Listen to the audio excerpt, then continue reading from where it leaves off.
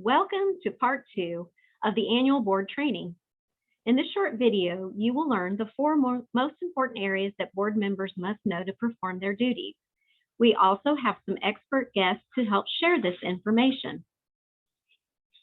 I want to thank Tony, Tammy, and Jeff for joining us today.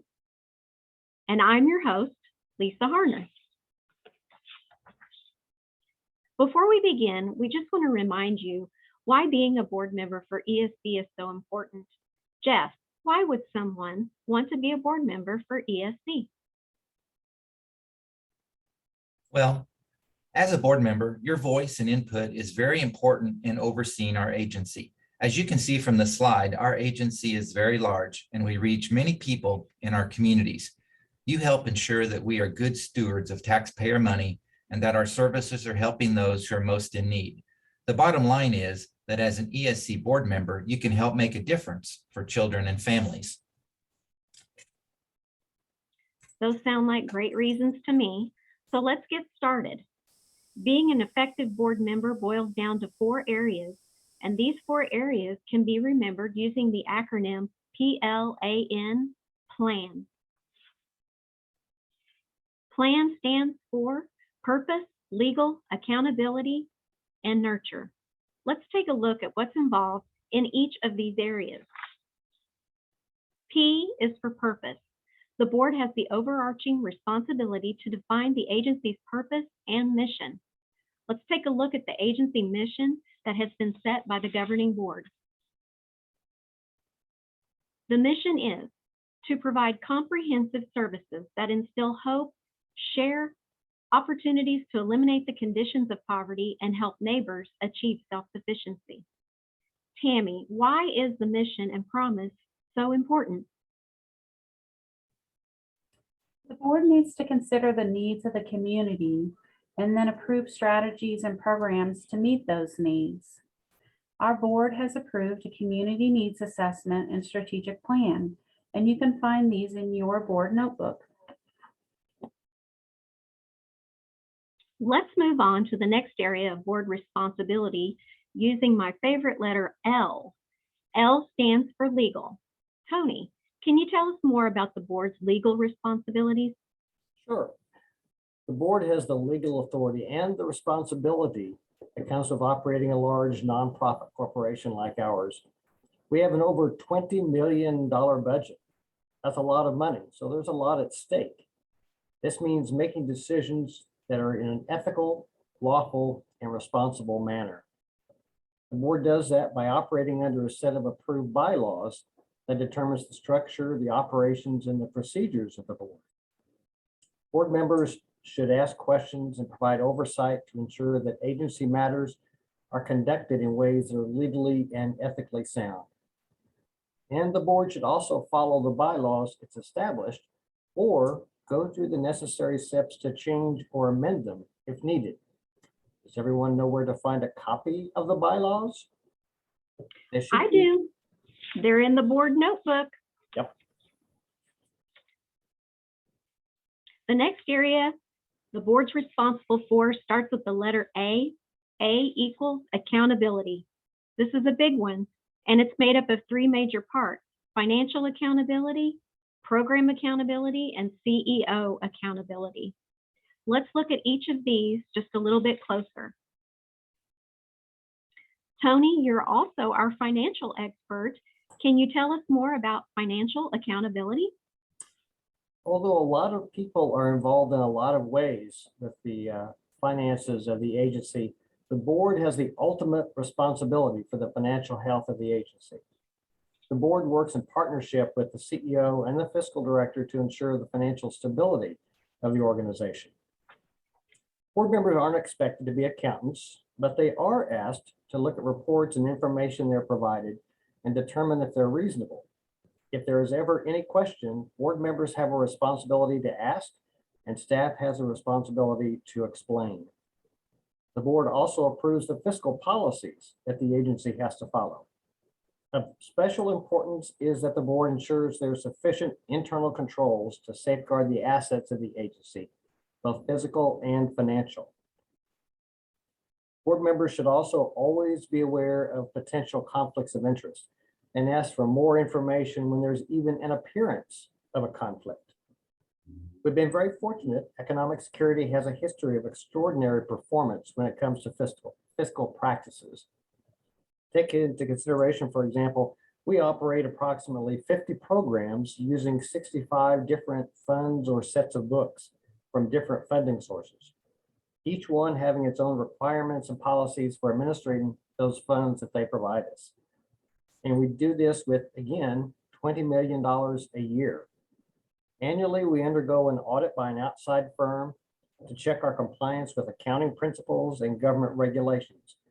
And we've done this with no audit findings for many, many years.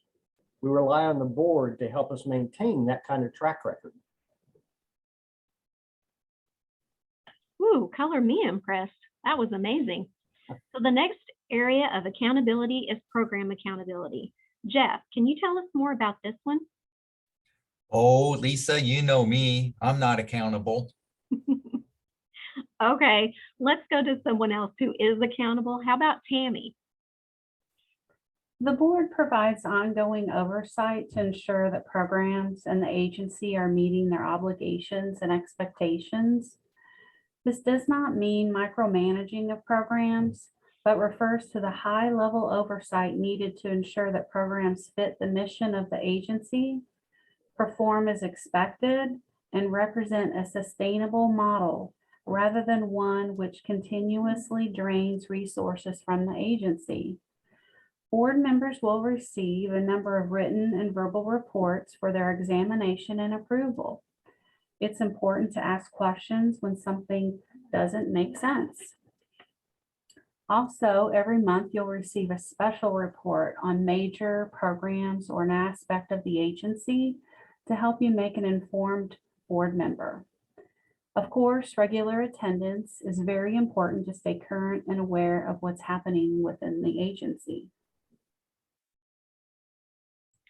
There's one more major area of accountability, accountability for the CEO.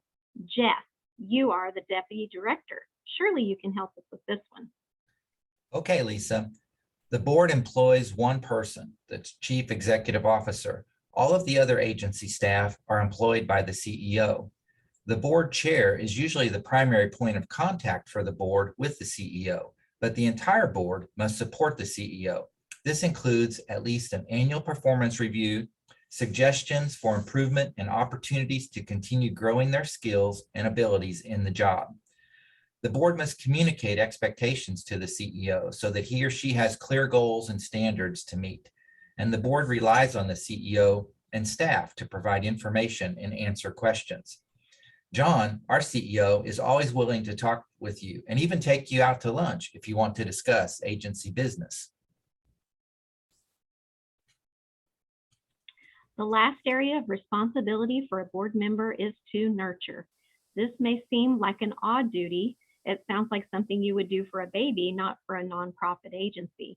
But nurturing the organization is vitally important. Internally, the board must nurture itself.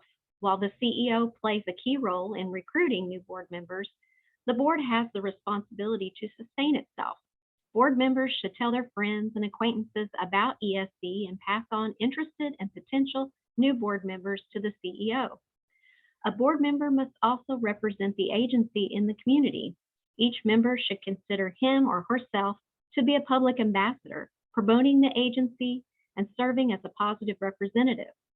Board members can play a very important role in preserving and enhancing the agency's good reputation in the community. The bottom line is that all other areas of responsibility we've talked about, such as defining the purpose of the agency, meeting legal requirements, and being financially accountable, are summed up in upholding the public trust of the corporation. Different divisions of the federal, state, and local governments have awarded us with funds to help members of our community. The board is responsible for ensuring the agency lives up to that trust. Lisa, you've done a great job. I think it's time for us to wrap this up. Yes, let's wrap this up.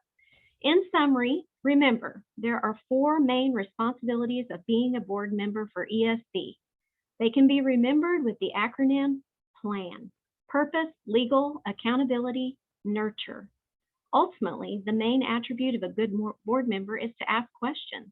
So please feel free to do that at any time during your service as a board member. Tammy, do we need any documentation from the board members watching this training? Yes, we need all of the board members to review the financial code of conduct and sign this form for our future monitoring visits.